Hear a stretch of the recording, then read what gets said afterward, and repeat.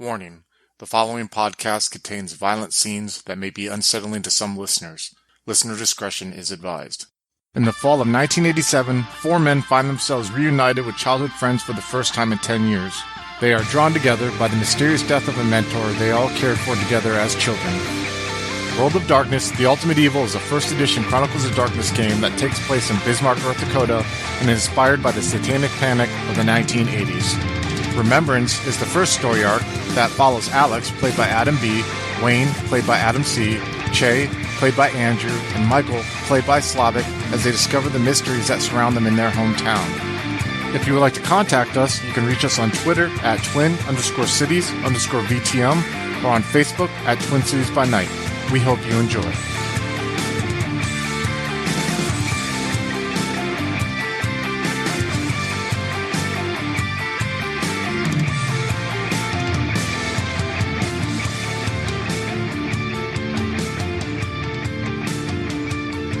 Hello everyone, welcome to the introduction video for World of Darkness: Ultimate Evil. For those of you who are watched the vampire game that I run called Vampire the Masquerade Twin Cities by Night or Wars on Fire, welcome. To those of you who are just like, hey, I saw a World of Darkness video, I want to check this out, welcome. The reason that why I am doing this, because I want to kind of talk about my themes I want, the inspirations I want, the story behind it, what my plans are with it, as a way for you guys can watch this and you can decide, hey, this is a game that I would like to, some gameplay I would like to listen to, or, I'll just let this one pass, which I perfectly understand. Yeah, that's why I want to do this. That's why I kind of like these intro videos, to save you guys time. It gives me a chance to express what my motivations are. So for those of you who don't know, I consider myself an RPG poser, a tabletop RPG poser. I played Vampire for a couple years, Vampire the Masquerade for a couple years, from 99 to 2001. Completely gave up RPGs after that. 8 months ago, I just got a wild hair up my ass and decided to get into it again. And I started up a Vampire the Masquerade Twin Cities by Night. But this year, I was like, man, I started collecting old World of Darkness books again. And I was like, I really want to start running other games in the World of Darkness line and kind of have them be connected to the same continuity as Twin Cities by Night, but not in a crossover fashion where there's going to be mages and werewolves and vampires and wraiths and whatever working all together or even talking to each other. That's not the case. I just want overall just a continuity, man. I like the feeling of continuity, and making things feel like they're connected, especially for people who play in the game and the people who thankfully, and I appreciate, watch our games. I originally was thinking about this game to be a Hunter the Reckoning game. That would be in modern day Bismarck, North Dakota, but some of the players kind of expressed they weren't too interested in playing Hunter the Reckoning. And I thought about running a normal mortal game, using the Hunters Hunted and other such rules. But I really found I couldn't find any, I don't want to say, there's material there in the old World of Darkness to run a mortal game. I just couldn't find inspiration from it.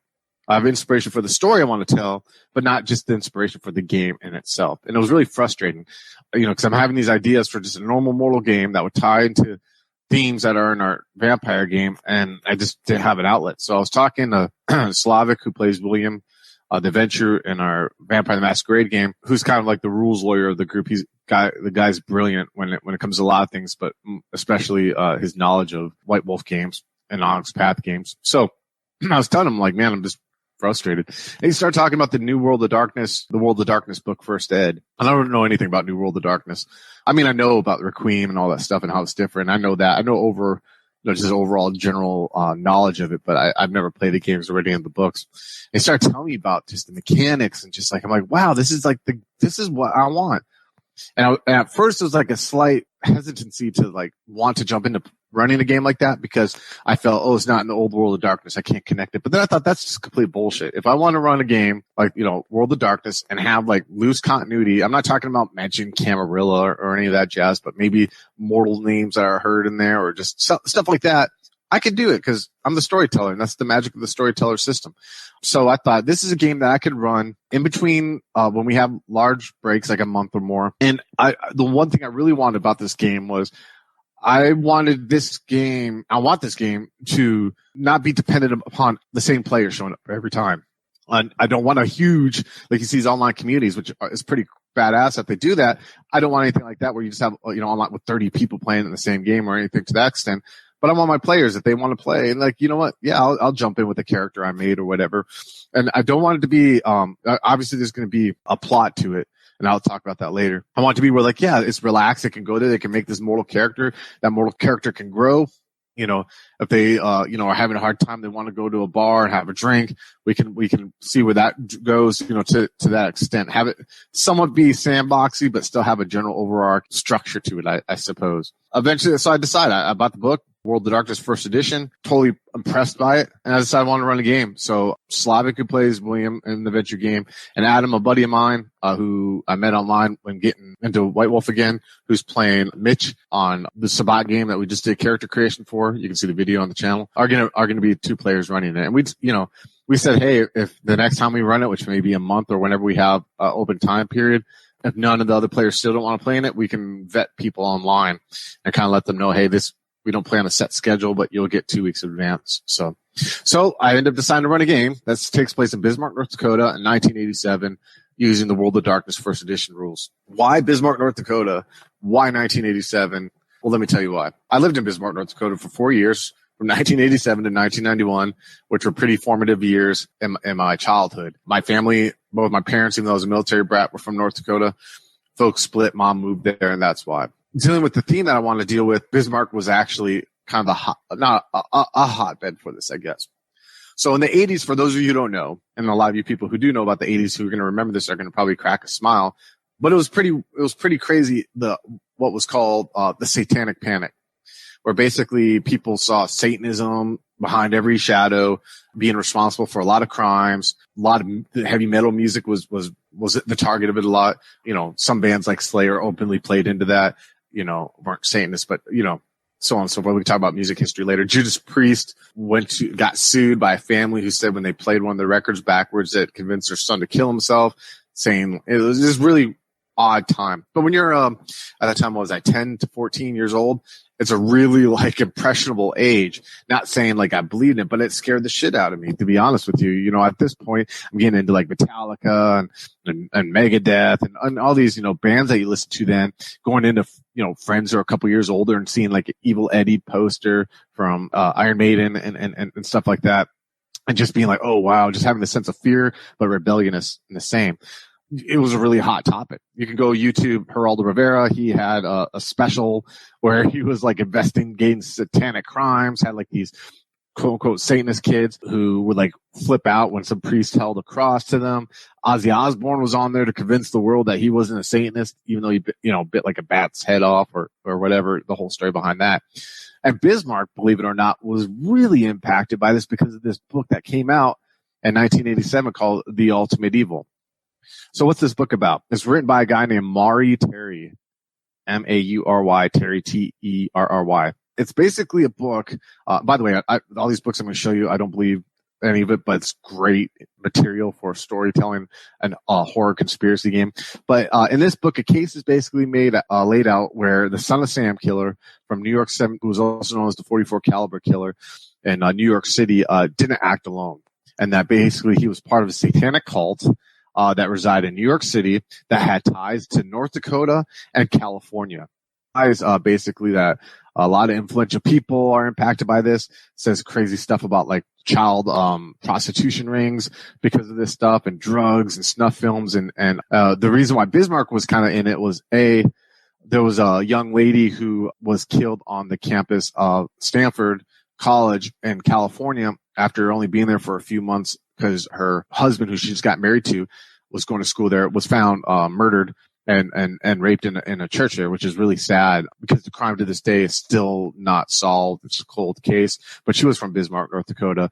This writer wants people to believe that she was killed by a satanic cult and that she had done something in Bismarck, North Dakota to upset a satanic cult that resides there. He says that there's influential people. And so this book, when it came out, and I remember this in 1987, just blew everyone's their lids off in Bismarck. You'd go to the grocery store, and I remember this book would be out there, but it had a different cover. It had like a German Shepherd with this like crazy, like it was going to attack you out of the book. At least that's how I remember it being 10. Because in the book, I didn't know because I didn't read the book until like a month ago. They say that German Shepherds are the dog of choice to be sacrificed by Satanists. Yeah. So I remember walking by as a kid, seeing like shit on the local news, just like hearing my mom and my grandmother, who are Italian Catholics, like talk about it.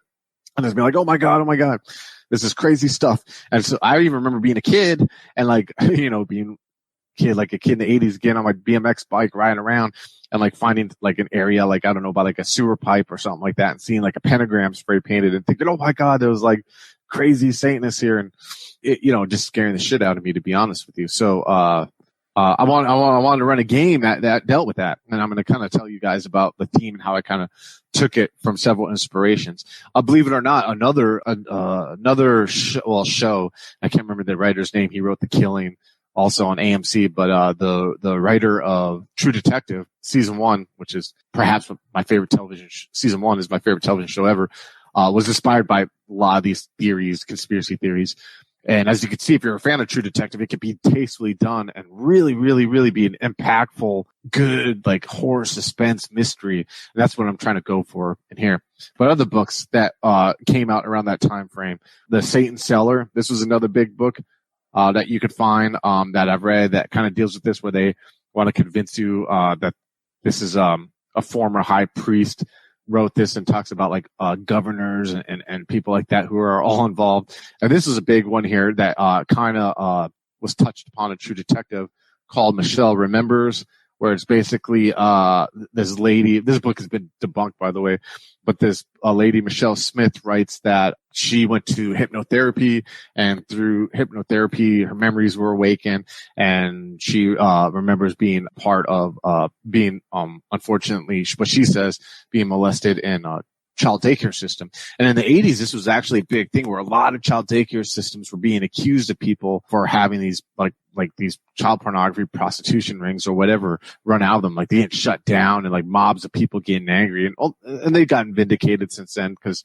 they weren't guilty of that. This lady was debunked. The book was debunked, but you read it and you're like, man, this is like good material for a horror game. Another book that, and this is like, it's funny because I was talking to Slavic about these books I've been reading, about how like he was like, if people were to like see you with these books, they get the wrong impression. I said, these are books I don't keep on my bookshelf, so I'm not worried about it. But here's Sinister Forces at Gilmore of American Political Witchcraft. It's a series of 3. I got this book here too. Read it to get ideas for the story. And then if you want to read 2 good books about just how the crazy and stupid the panic was, there's Satanic Panic, The Creation of a Contemporary Legend.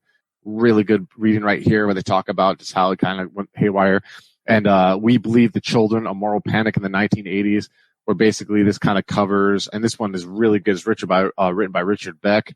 And it's basically about how a lot of children kind of forced to lie by their parents or therapists to say that, they're molested or whatever. So a lot of this stuff, though, reading it, I'm taking notes because I want it to be, that's what I want to touch in the story. So what's the story about? In a nutshell, is about a group of kids who in 1977 in Bismarck, North Dakota, for one reason or another, and these are the characters or any characters who will join, like a group of 10 kids or whatever, we're going to a summer program / I don't want to say camp because it took place in the city, but a summer program for kids who had behavioral problems. Basically, kids who got in trouble for one reason or another, whose parents got them to join here to learn how to work with others, to be better in school. The kids had this this counselor. Then these kids were broken off into different groups, but this group of like 10 kids had a counselor who actually had an impact on their life. She just graduated high school, was 18 years old, was really there to help them out and everything. In one form or another, she impacted them. Could be that they had a crush or she taught them a lesson, but she really took time with these kids and befriended these kids who, by the way, at this time are between the ages of like 12 or 14, to teach them lessons to adapt to the society that they're in. She ends up she's engaged, and she's going to eventually get married to her husband, who is going to continue to go to school at Stanford, and she's going to move there with them. And these kids, one afternoon, because eventually they start staying late with her to help her clean up and stuff like that, witnessed her walking to her car and being confronted by three individuals, two guys and a lady, and having an argument. And it became to where the three were shouting at her and being really imposing, invading her personal space, and kind of being threatening. Well, one of the three people saw this group of kids on their bikes like 50 yards away watching, and they decided to back off and get in their car and drive off. So the kids later on, like a week or two, they ask her what's going on, and she doesn't get, and we're going to delve into this more in the game, but she doesn't, she just kind of blows it off. And a week or two later, the day after the summer program ended and a couple days before school started, the counselor's mom had a going away party for like a barbecue, cookout kind of thing, and invited these kids because she would always hear about these kids from her daughter. Now she was working with them. So these kids come over and have some barbecue or whatever. And while they're riding their bikes off, they noticed down the block one of the figures who confronted the counselor walking into the house. So one of the kids, and I don't know who yet, we'll decide in the game if we do decide, has a harebrained idea like, hey, let's all like lie to our parents, because these are kids that are around fucking around and getting in trouble, and convince them that we're having a sleepover at someone's house, but let's go to this field that's by this highway and truck stop where kids will go to camp and drink or whatever. Let's go like pitch some tents there, and then at night let's go give this guy some old-fashioned vandalism and to teach him a lesson for fucking with this counselor who's important to us. So when they go there, do that, and it turns out that they witnessed something that they can't remember to this day, and they're not going to know in character like they saw something horrible, but then slowly in the game, which takes place 10 years later, they're going to remember it inch by inch. Certain things are going to set them off. But all they know is 3 months after that, after that night, they all just kind of went their own way, see each other in school, but stopped hanging out as much or whatever. And 3 months later, she died. She was murdered brutally at Stanford. They saw each other at the funeral, and then they went on with their lives. And the game picks up 10 years after that, and 1987, where they are, for one reason or another, in one way or another, confronted by a reporter from New York City who is investigating the murder, even though it's a cold case at Stanford, but basically wants to talk to the kids because he had interviewed the girl's mom, and the girl's mom had mentioned how few weeks before she moved from North Dakota, how she had told her mom these three people had confronted her, but they stopped when these kids, when the kids were there, and they saw the kids were there. So she kind of tells this reporter, yeah, there's these kids. The reporter does a little investigation, gets these kids' names, and he's going to them one-on-one to try talking to them. But also he is going to try to see if he can like pay them to kind of be, to work for him, to where they can like look into stuff in Bismarck for him, because he's writing this book. To the characters, it sounds like complete garbage, but he's writing this book. He said it's going to blow people's minds, and he has to travel across the country. That's where the game's going to take off. One theme in the game, and I want to talk about the theme of the game, and I told this to the players. The theme to the game to me is dealing with the loss of innocence and dealing with almost becoming an adult. And I'm really inspired by Frank Herbert's Dune, or this next book that inspires this game a lot, Stephen King's It, are my favorite book ever written, fictional wise. I love Stephen King's It, man. I read it first time when I was 12 in Bismarck, North Dakota, and I've read it many, many times. I mean, I'm not like religiously reading it, but I'll read it like once every few years now, because I found that book has a different impact on me each time that I read it. For those of you who don't know, there was a 90s miniseries based off of Stephen King's It. Is basically a tale of children dealing with something evil and then having to come back as adults to the same town they grew up in and dealing with something evil and not having exact memories. And the book, unlike the miniseries, where the miniseries, like the first part's them as kids and the second part's as adults, in the book, chapters are going back and forth from adult, kid. And it's really impactful, man. Each time I've read it, I've had a total different perspective. I've read it when I was at 12, a preteen. I read it when I was in my early 20s, when I had no kids. I was just starting to become a man. I was reading it in my, mid-late 20s when I'm deployed and I had a wife, but I had no kids yet. Then when I had kids, and then when the kids are older, and like now, I reread it not too long ago, and my son's the age that I was when I read the book. And it is really like tears at you in a way, because that's what it is. It deals with the loss of innocence, but also what innocence, gaining that back in your life, that the innocence that children have can empower you. And I'm a firm believer in that. So I really want to tackle subjects like this in this game. Adam already has an idea for a player, a character who is a bartender, who's like almost rehabilitated heroin addict, who has dealt with that. That's how he dealt with just like whatever they saw that night, even though he's forgotten it. The Slavic is still coming up with the character concept. So that's what I want to do with this game. I want it to be a horror conspiracy game, but I also want it to be a game where a player can show up one time with their character and be like, I want to delve into this character. I want to figure him out. I want to find what he remembers. And I think that World of Darkness is an awesome game that does it. I'm really impressed with the Blue Book. I love it. It's awesome. People are saying, why aren't you playing second edition? Frankly, guys, I wish I could. I just taking it one step at a time. Maybe one day I'm just, reading it up and I'm gathering up. And I just had this passion where I want to run these games.